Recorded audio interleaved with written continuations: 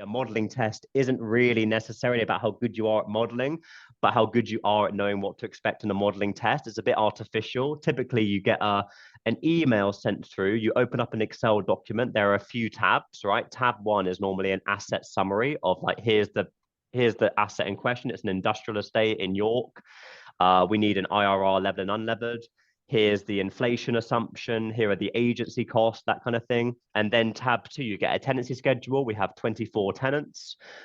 Here's where the expiries are, the voids. Here's, a 2-year term and a 5-year term.